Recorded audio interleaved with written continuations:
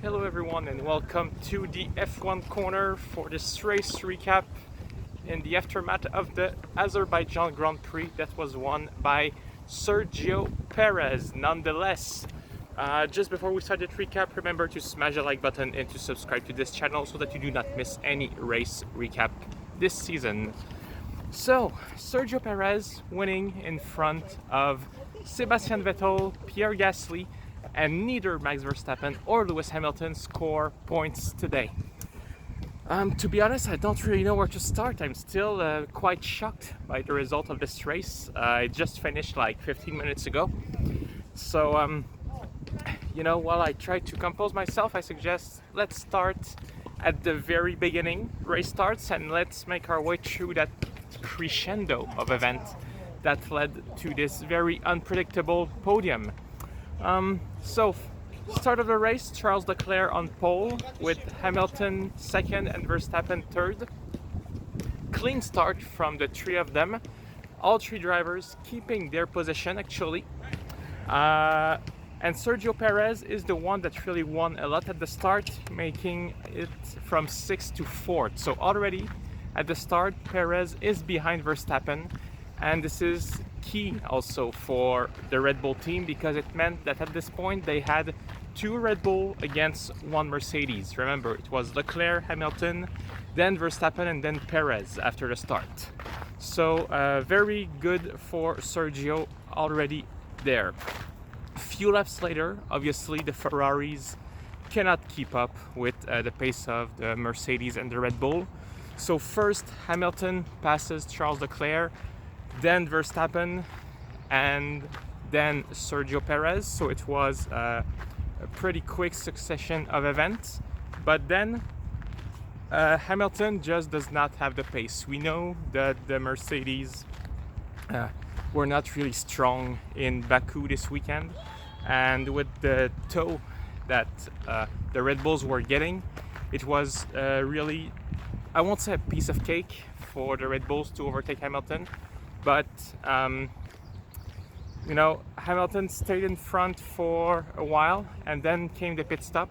So this is actually where the overtake took place because Max Verstappen was only about 1.7-ish second behind Lewis Hamilton when the pit stop took place. And so Hamilton pits, and bad luck once again for Mercedes. They have to wait some extra time, actually an extra 2 seconds-ish, because Pierre was coming behind. So if they had released Hamilton at this point, it would have been an unsafe release and he would have picked up a penalty.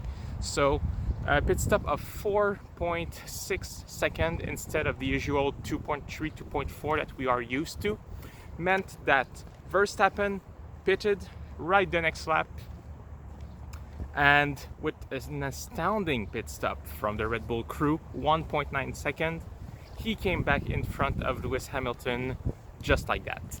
And same for Sergio Perez, pitted one extra lap after, had a bit of an issue during his pit stop, but because Hamilton came out on the hard tire, was struggling to put temperature into them, and was also stuck behind Lando Norris for part of the lap, meant that Perez was able to also come back in front of Hamilton, but just behind Max Verstappen.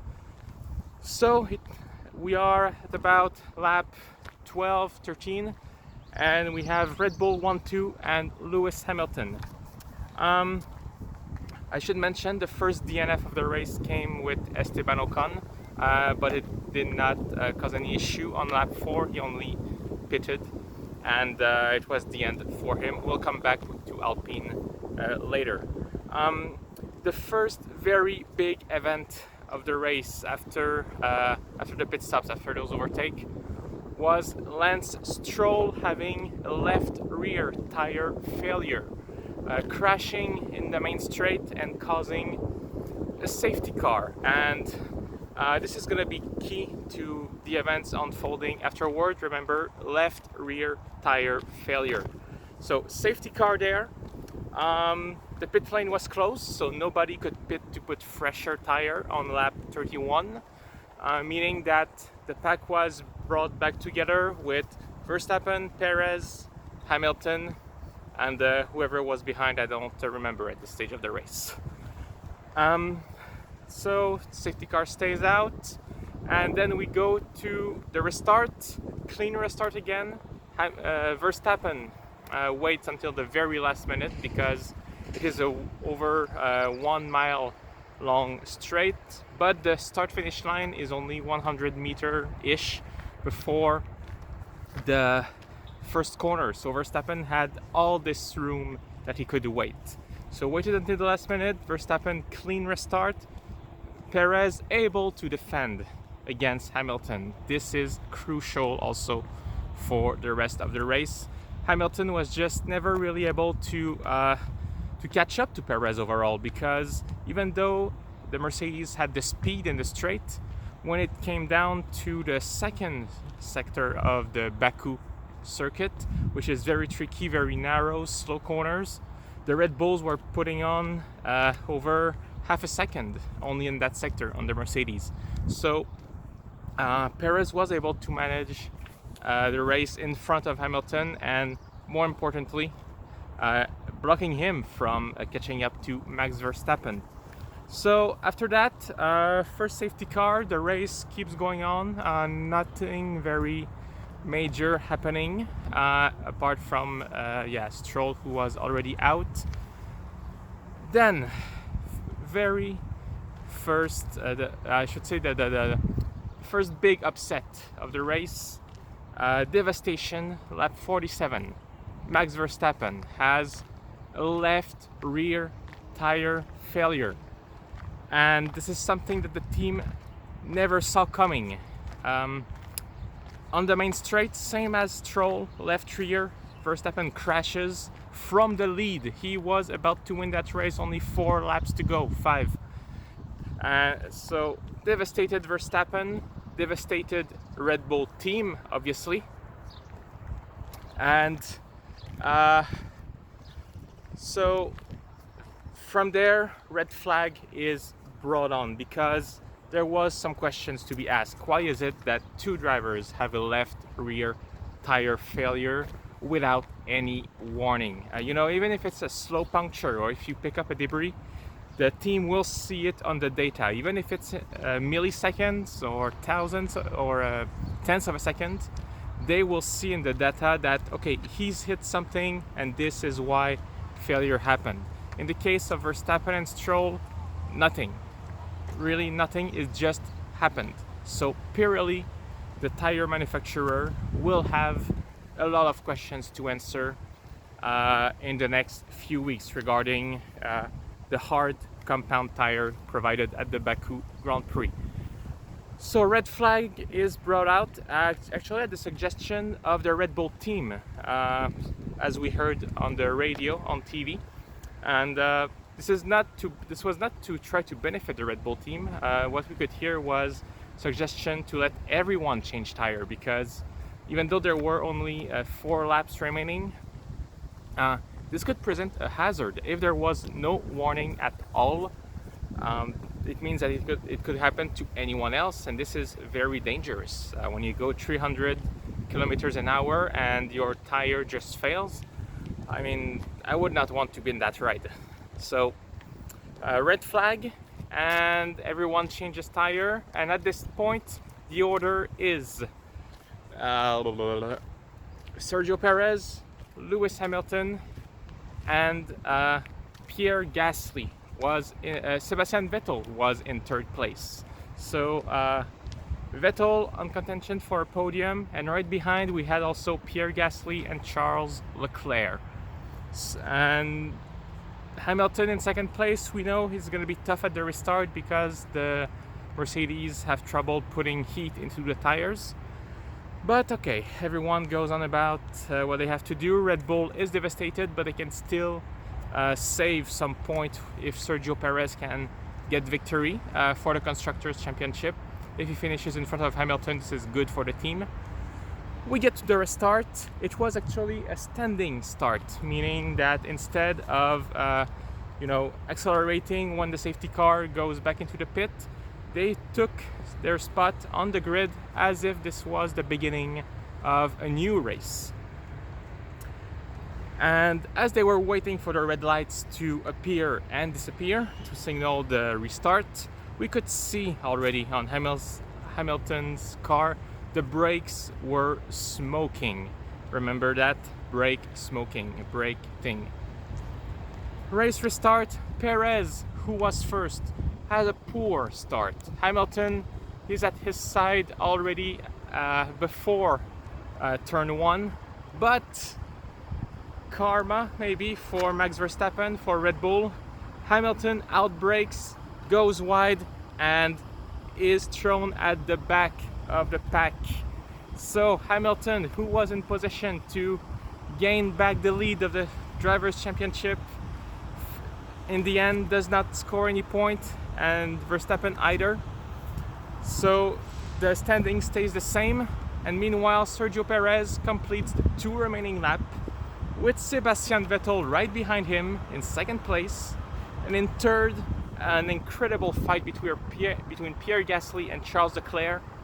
Ended up with Gasly getting the best of the Ferrari, and Pierre Gasly takes third place. So, you know, crazy race. Both Mercedes did not score any point there. Red Bulls take victory with Sergio Perez, and neither championship contenders score.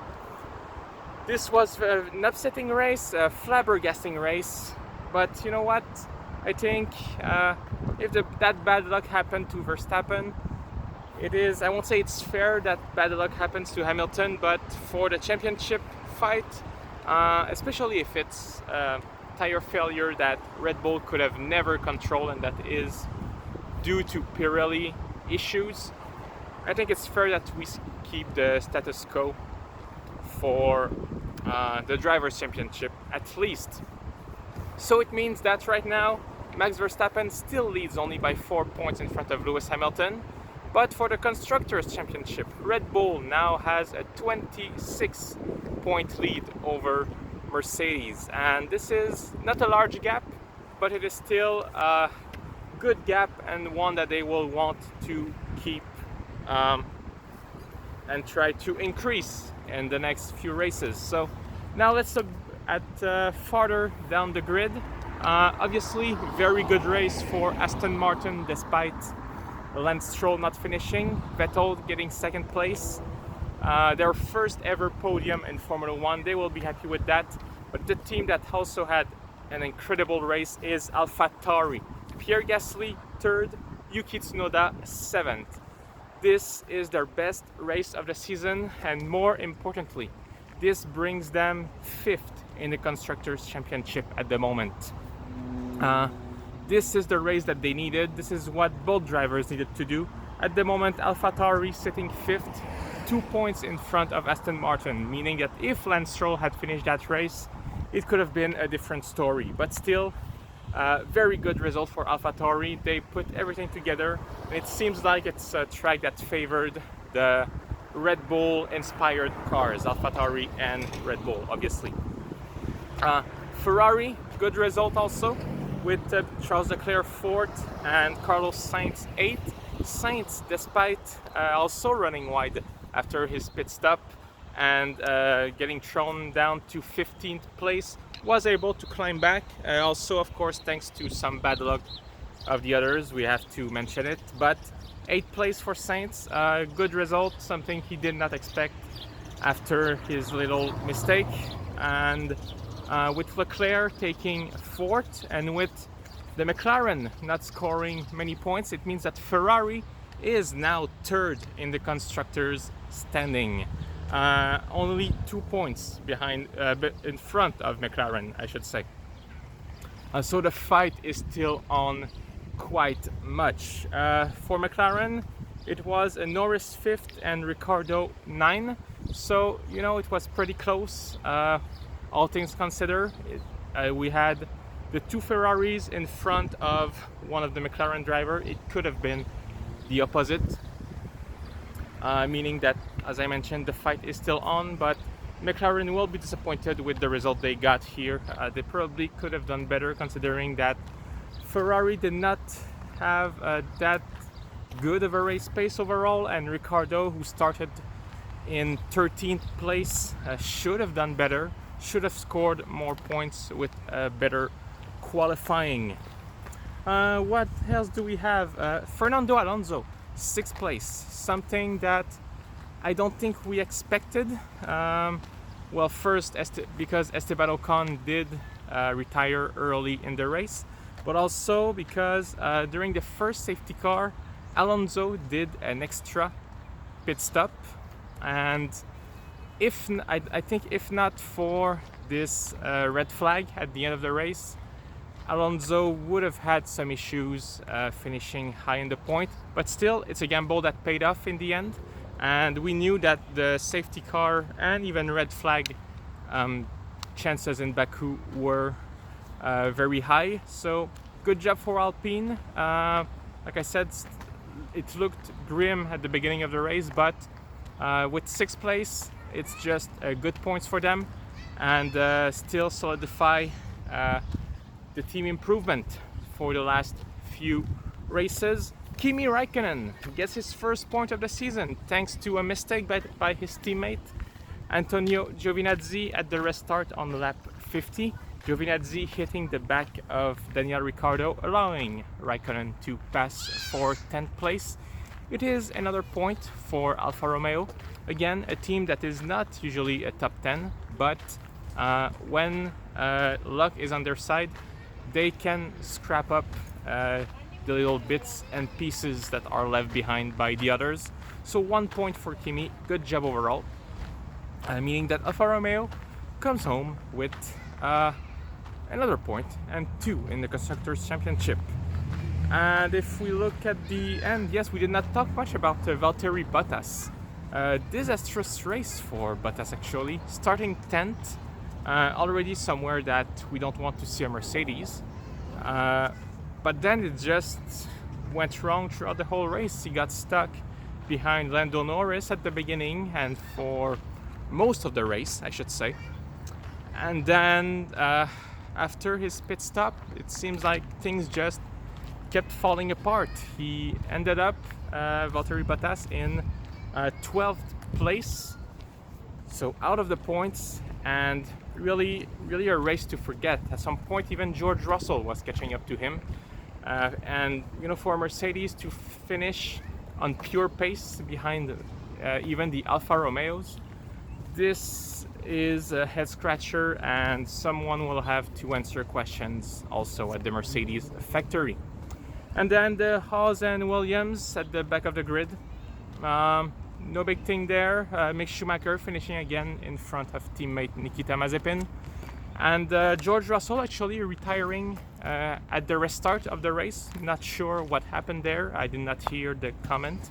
But it's no big deal overall for George Russell. And Nicolas Latifi also picking up a penalty for failing to pass through the pit lanes during a safety car when it was mandatory. So Haas and Williams, we can't to forget for both of them. So we are leaving Azerbaijan and heading to France in 2 weeks' time at Paul Ricard for the French Grand Prix. And heading there, Max Verstappen is leading the the Drivers' Championship in front of Lewis Hamilton by 4 points. And in third, we now have Sergio Perez thanks to his victory. As for the Constructors' Championship, now we have Red Bull in front of Mercedes by 26 points, and then Ferraris in front of McLaren by 2 points for third and fourth, and fourth and fifth, AlphaTauri in front of Aston Martin by 2 points also. A very close championship here. So it's going to be exciting. We are only at the 6th race of the season out of 23, potentially 22, considering that the Singapore Grand Prix got officially cancelled yesterday because of the world situation with the virus. But there's still hope, and this championship is only just beginning. We are 1/4 of the way there. 1/4, 6:23. So, you know, even though it was devastating for Hamilton and Verstappen, as well as Mercedes overall, they have a lot of time to make up for it.